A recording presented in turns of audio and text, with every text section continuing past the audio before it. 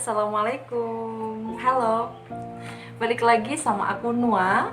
Dan kali ini sesuai dengan janjiku di video yang pertama, yang belum nonton boleh deh mampir dulu ke sini. Di video pertama aku kemarin aku membahas cerita tentang pengalaman aku keguguran dan kuret itu sakit atau enggak. Di akhir video itu aku juga udah janji pada teman-teman semua buat sharing pengalaman aku di kehamilan kedua setelah sebelumnya keguguran, terus 1 tahun kemudian aku alhamdulillah hamil lagi. Dan di kehamilan kedua ini merupakan salah satu kehamilan berisiko, dan itu aku baru tahu di usia kehamilan udah 36 weeks atau 9 bulan. Gimana ceritanya? Yuk! Halo, jadi aku udah bawa ini kitab sucinya orang-orang hamil. Nggak tahu bentukannya bakal sama nggak kalau teman-teman di rumah sakit lain atau di daerah lain. Tapi dari awal kehamilan aku yang keguguran aku udah dapat 1. Terus ini adalah kehamilan yang kedua. Sekarang anak aku 1 tahun. Di kehamilan ini di buku ya ini udah tercantum lengkap semua riwayat aku dari kehamilan pertama sampai lahiran yang kedua ini. Jadi sekedar informasi, kedua mataku ini sudah minus 5 lebih hampir 6, banyak ya. Terus sebetulnya aku udah tahu sejak SD, jauh ya. Sejak SD itu udah minus 3. Lanjut ke SMP, SMA, dan sayangnya aku nggak pernah pakai kacamata karena entah kenapa aku merasa kurang pede. Aku menganggap kacamata itu culun. Selain itu juga di keluarga aku nggak ada yang pernah pakai kacamata. Akhirnya aku selalu dianggap sombong dulu. Dianggap sombong waktu SMP SMA karena apa? Ya pasti teman-teman yang matanya minus, matanya silinder pasti paham kenapa kita dibilang sombong. Dari jauh teman-teman udah nyapa, teman-teman semuanya lihat aku udah nyapa, udah senyum. Sini lempeng aja wajahnya, cuman iyalah kita kan gak kelihatan. Jadi mohon maaf sekali buat teman-teman SMP SMA aku yang mungkin lihat. Ini adalah klarifikasi aku. Sebetulnya aku nggak sombong, aku itu friendly sekali sebetulnya. Karena ya itu tadi, aku nggak kelihatan dong, nggak kelihatan kalian lagi, mimik muka kalian lagi ngapain, lagi nyapa aku, lagi ngapain, nggak kelihatan sama sekali, buram aja gitu. Mohon maaf ya. Dan aku baru tahu kalau minus mata yang tinggi bisa berisiko ke kehamilan itu di kehamilan aku yang ke-36 minggu atau sekitar 9 bulan. Jadi awal-awal itu aku merasa nggak masalah aja, nggak masalah kalau aku punya minus banyak. Di kehamilan sebelumnya, di kehamilan awal sampai kehamilan 36 minggu itu aku selalu konsul atau selalu periksa kontrol ke dokter spesialis langganan aku yang cewek. Di sebelum-sebelumnya dokter aku yang perempuan yang cewek, di dokter aku perempuan kandungan itu nggak pernah tanya aku minus berapa atau udah lama pakai kacamata atau gimana, nggak pernah. Tetapi di rumah sakit ini bener-bener kayak menyeluruh gitu. Nah ketika aku periksa waktu itu belum ke dokternya, masih ke perawatnya atau asisten dokternya gitu, kurang paham juga, atau dokter mudanya nggak paham juga. Aku ditanya kan ya, di situ diperiksa dulu janinku udah muter apa belum, karena udah masuk 36 minggu nih. Harusnya sih kepala udah mapan ya, udah di bawah. Dicek-cek waktu itu masih belum, masih sungsang. Nah itu yang bikin aku tambah kepikiran lagi. Di samping langsung ditanya, aku kan pakai kacamata lumayan tebel tuh, kalau minusnya 56 kan lumayan tebel. Waktu itu ditanya, mohon maaf Bu, ini kacamatanya minus berapa ya, kok saya lihat-lihat tebel. Ya aku jawab, kisaran 56 deh kayaknya Mbak gitu. Terus disuruh ke spesialis mata dong, aku dirujuk ke sana dulu. Gini ya, sebelum masuk ke ruang dokter spesialis kandungan, saya rujuk dulu ke spesialis mata. Tempatnya nggak jauh kok Bu, cuma di sebelah aja, nggak sampai naik turun tangga atau lift itu.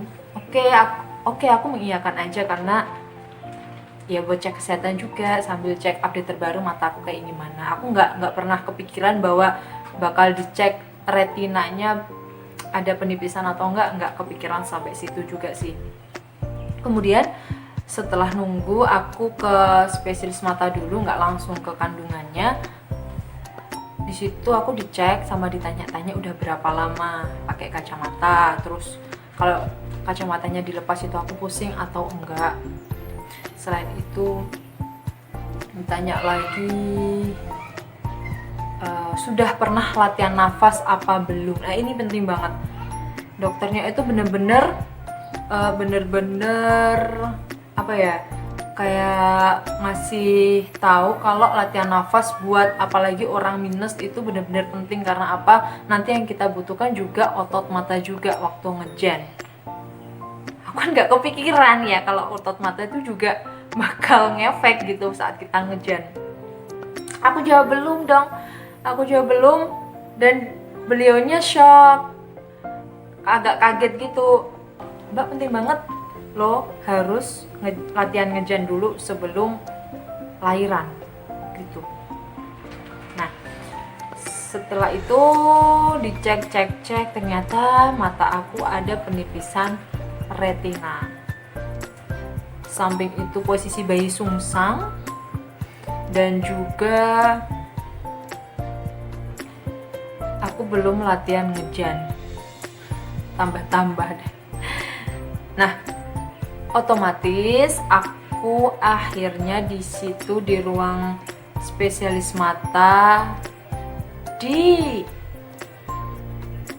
direkomendasikan untuk operasi sesar. Nah, setelah dari dokter mata, aku langsung ke dokter muda atau perawat yang tadi ngecek aku di awal. Aku kasihlah itu sambil beliau bilang, Bu, ini hasilnya kurang bagus ya untuk kesehatan matanya. Jadi nanti apapun keputusan dokter spesialis kandungannya, tolong nanti ibu dengarkan dengan baik-baik dan diterima aja atau dipikirkan dulu matang-matang baik buruknya untuk kesehatan ibu ke depan. Begitu dong bilangnya. Dan setelah kita masuk ke ruangan dokternya, dicek kandungan aku, babynya sungsang, masih kepala masih di atas, terus kelilit juga sama tali pusat. Ditambah lagi aku, istilah medisnya adalah ablasio retina. Itu adalah, kalau aku searching ya, kondisi mata yang semakin tinggi minusnya itu, maka akan semakin tinggi juga resiko retina bisa terlepas dari bola mata. Jadi itu kayak gini, aku bayangin waktu kita ngejar sudah copot sendiri gitu, ternyata enggak. Itu di dalamnya itu otot-otot dari retina matanya bisa putus dan mengakibatkan kebutaan. Itu resiko paling parah. Dari situ aku mendapatkan ilmu baru, oh ternyata dengan mata minusku ini bisa beresiko tinggi. Apalagi ada penipisan retina ditambah baby sungsang. Pulang dari rumah sakit nggak malah happy, tapi malah kepikiran. Aku di situ cerita sama orang tua, sama mertua sih, karena aku tinggal sama mertua bareng suami. Beliau itu pasrah dan menyerahkan semuanya ke aku, tapi tetap ada wejangan bahwa ya memang pernah ada kasus habis lahiran itu emang buta juga ada. Gitu malah dikasih wejangan, ya udah kalau emang jalannya sesar ya udah diterima aja, toh bayi itu juga akan memilih sendiri kok dari jalan mana ia akan lahir. Sebetulnya teman-teman semuanya, aku nggak pernah underestimatekan atau nggak pernah kepikiran buruk-buruk tentang sesar, enggak.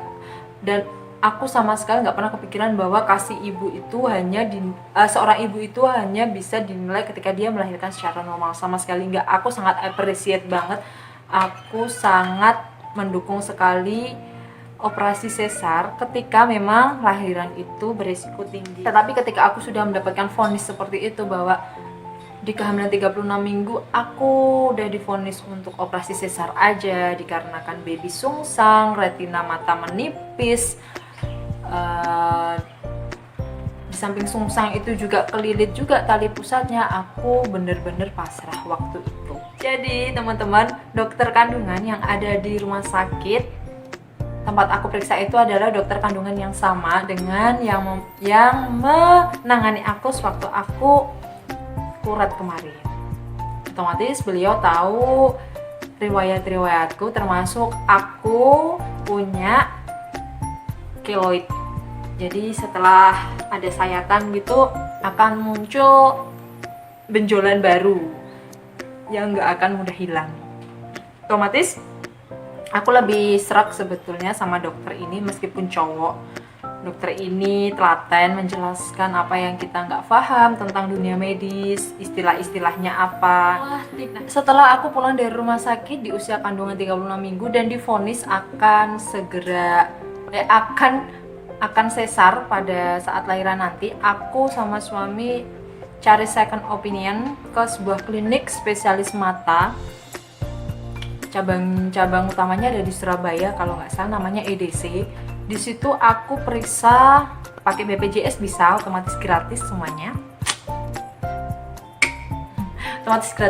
Dan di sana sekali lagi vonisnya juga sama, indikasinya juga sama, yaitu supervision of high risk pregnancy, atau bisa dikatakan itu adalah kehamilan dengan resiko tinggi pada mata atau penglihatan. Di situ semakin yakin, termasuk suami dan juga keluarga, untuk menyiapkan segala keperluan aku untuk sesar. Di usia kehamilan 38 weeks, aku kembali lagi ke rumah sakit untuk kontrol terakhir kali, karena di hari itu insya Allah adalah penetapan tanggal jadwal aku sesar. Setelah kita masuk ke ruang kontrol atau ruang USG, kepalanya masih ada di atas, dia belum turun juga, cuman emang kontraksi palsu udah mulai sering. Dan hari itu dijadwalkan untuk operasi sesar sekitar berapa hari ya? 1 minggu mulai dari situ. Aku iseng tanya dong, dok, kalau misalkan aku kontraksi dulu atau ini bayi udah kebelet keluar sebelum tanggal lahirannya, sebelum tanggal operasinya gimana dok? Ya dokter itu jawab dong, ya nanti saya kasih obat buat nahan itu perut supaya enggak kontraksi. Dan pulang dari sana, dari rumah sakit itu, aku termasuk pasien yang bandel. Itu obat gak aku minum sama sekali. Entah kenapa feeling aku itu ini bayi bakal keluar sebentar lagi sebelum tanggal operasi sesar seminggu lagi tuh. Nggak tahu kenapa, mungkin karena feeling ibu ya. Feeling ibu itu sama anak yang di dalam tubuhnya itu kuat. Nggak tahu gimana, tapi aku ngerasanya gitu. Hingga aku ngeyel nimba air, terus aku siramin tanaman semuanya. Jadi aku nimba air, siramin tanaman.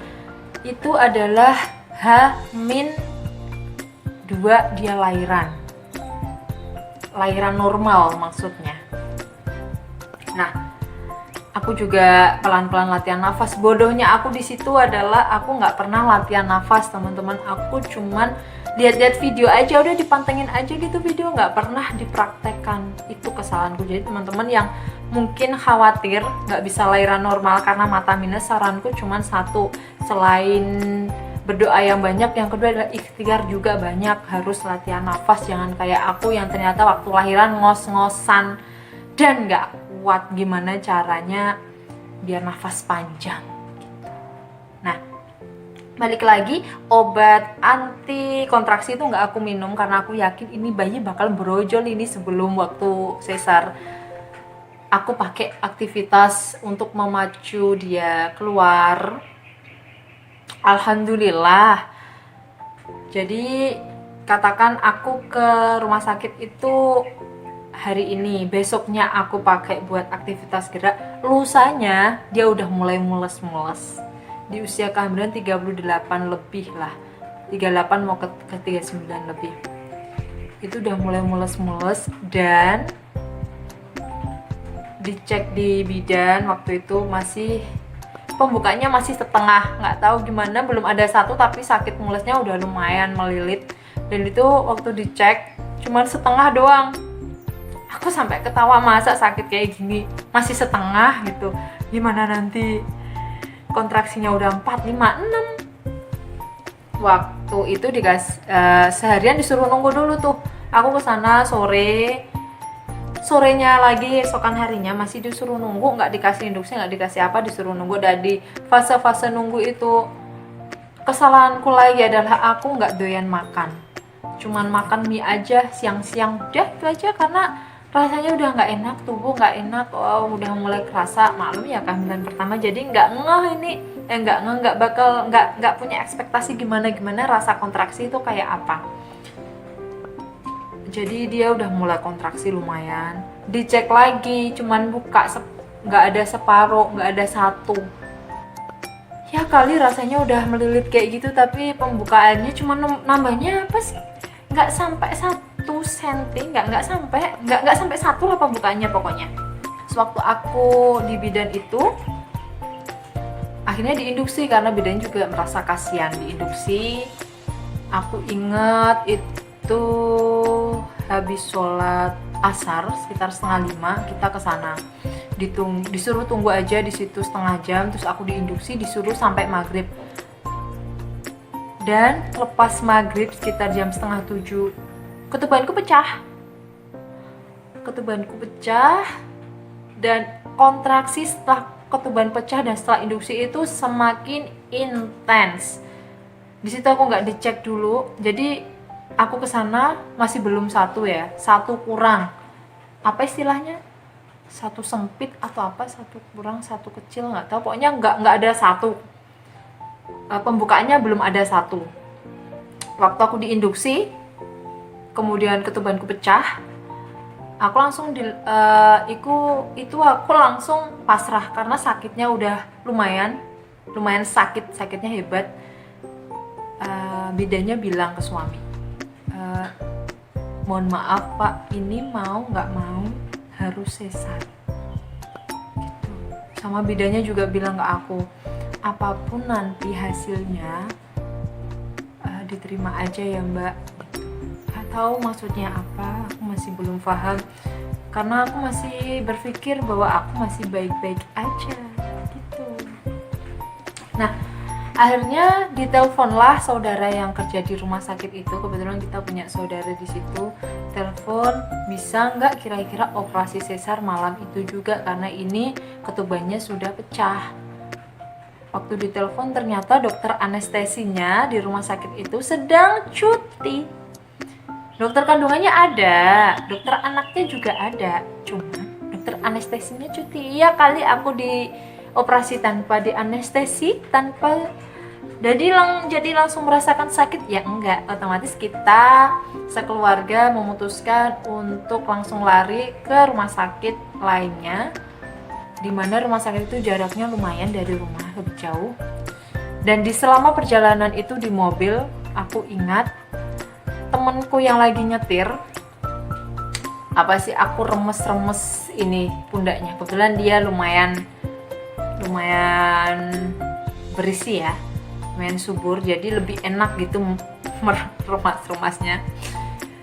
Itu udah mulai terus-terusan pembukaan, kayak nggak tahu ya pembukanya nambah berapa, cuman sakitnya itu kayak dipaksa terus gitu, kontraksinya terus, intensitasnya semakin sering. Nah, nyampe di sana aku diperiksa, alhamdulillah nambah, aku jadi kontraksinya udah pembukaan 4.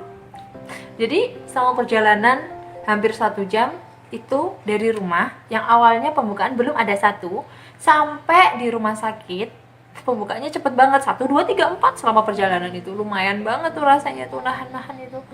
Nah, di situ suami langsung bilang ke dokter jaga UGD-nya bahwa aku ada riwayat ini di mata, di penglihatan, jadi resikonya kayak gini dijelasin apa kata dokterku yang di rumah sakit sebelumnya, dijelasin sama penjaganya, dokter jaganya. Nah, dokter jaganya telepon ke dokter spesialis di rumah sakit itu, spesialis kandungannya, telepon, katanya disuruh lanjut aja. Udah ditanya dulu, udah masuk pembukaan berapa? Udah 4 pak, mau ke 5. Ini bukanya lumayan cepat karena udah diinduksi. Terus jawabannya, oh yaudah lanjutin aja, udah teruskan gitu. Jadi aku semakin semangat. Oh, aku bisa normal karena dokter yang di sini ternyata pro normal. Alhamdulillah dong. Dan selama proses kontraksi itu ditemenin dulu sama suami sama ibu, ditemenin, ada kok video, ada kok ini, fotonya ada. Nah, selama itu juga aku terus sebetulnya ada rasa kepikiran juga, nanti gimana ya aku ngedennya ya, apa sesuai naluri aja, pokoknya ngeden gitu aja, atau gimana dengan mataku, pokoknya ada ini ya, ada kayak nasihat kalau jangan sampai merem waktu ngejan tuh, mata harus melek. Nah itu aku gimana, takut kalau mataku copot. Tapi alhamdulillah waktu udah masuk ke 7 ke 8 udah dipindah lah aku ke ruang tindakan, langsung ruang persalinan, dimana di rumah sakit itu suami sama keluarga yang lain nggak boleh masuknya waktu udah mendekati mau lahiran. Jadi sedih dong di situ, cuman bisa ya istighfar banyak-banyak sambil nahan sakit sendirian, nggak bisa ditemenin gitu. Dan bersyukurlah buat teman-teman yang lahiran masih ditemenin dari awal, proses awal sampai memeluk buah hati. Bersyukurlah, karena aku sendiri bahkan minta madu pun tolong dipanggilkan suami dong dok, karena aku mau minta madu. Nggak boleh dong, katanya harus fokus nanti mengejan. Dan situ aku emang bener-bener menggunakan latihan kayak sugesti diri biar enggak teriak-teriak, biar nanti energiku full gitu waktu ngejan. Nah setelah pembukaan full di pembukaan 10, nggak tahu kenapa ya, mungkin emosi ibu hamil ya yang mau lahiran. Jadi di pembukaan awal sampai pembukaan 9 sebelum 10 itu aku semangat sekali mau mengejan teman-teman. Itu nggak tahu kenapa aku tiba-tiba deg-degan. Sambil perawat, bidan-bidan sudah ngumpul, oh udah siap, udah pembukaan full, ayo kita persiapkan. Kaki aku ditarik, kemudian dipekangkangkan, mohon maaf emang seperti itu ya prosedurnya, dipekangkangkan. Itu nggak tahu kenapa rasanya kok bukan pede lagi, tapi kok deg-degan gini, hingga nafasku itu nggak beraturan, sampai sama bidannya, bu nggak apa-apa bu, sampai semuanya mengarahkan. Aku ingat itu mereka mengarahkan 5 bidan plus 1 suami buat megangin aku, yang satu merangsang mohon maaf puting buat ini kontraksi ya, kemudian yang lainnya megangin kaki. Terus suamiku di belakang biar aku nggak tidur, biar posisinya antara duduk dan juga tiduran, tapi nggak sampai tiduran, dijaga nggak boleh tiduran, dan tetap support suami support istri dengan kata-kata kayak semangat, jangan merem, ayo bentar lagi kita ketemu sama baby Aisyah, gitu-gitu, disuruh begitu biar kitanya juga yang perempuan semangat. Tapi nggak tahu kenapa deg-deganku itu semakin tinggi. Jadi yang aku bilang di awal, aku nggak pernah latihan nafas, cuman lihat-lihat aja di YouTube, nggak pernah praktek. Itu pemirsa kesalahan aku. Jadi nanti yang bisa diambil pelajarannya, tolonglah latihan nafas, jangan seperti aku. Hingga akhirnya aku nggak kuat ngejan dong. Selain nggak kuat ngejan, aku nggak tahu caranya gimana ini mau mengeluarkan dia. Karena apa? Harusnya waktu kontraksi itu datang, kita langsung teriak. Bukan teriak, nggak boleh teriak. Kita harus tenang dan juga tarik nafas, kita keluarkan. Tapi karena aku deg-degan, kontraksinya nggak datang, nggak ada kontraksi. Sedangkan bidan-bidan itu sampai bilang gini, ada satu bidan yang lumayan kereng tuh, sampai bilang, ayo Bu, ini urusannya sama nyawa, kalau ibunya melingkup-lingkup gitu, nafasnya nggak diatur kayak gitu, nanti di dalam yang kasihan Ibu, tuh lihat anaknya kejepit, Ibu kejepit gitu, kasihan kan. Akhirnya aku ditawarin di sela-sela rasa sakit itu rasa udah nggak sadar, kayak mau mati, kayak mau hidup gitu. Satu bidan yang lumayan kalem tanya, ibu mau di vakum aja biar bayinya cepet keluar, ini kita mementingkan keselamatan bayi dulu. Akhirnya aku iyain aja, yang gimana ya, emang gimana caranya nih bayi biar cepet keluar gitu, biar sakitnya aku hilang, bayinya juga nggak menderita di dalam.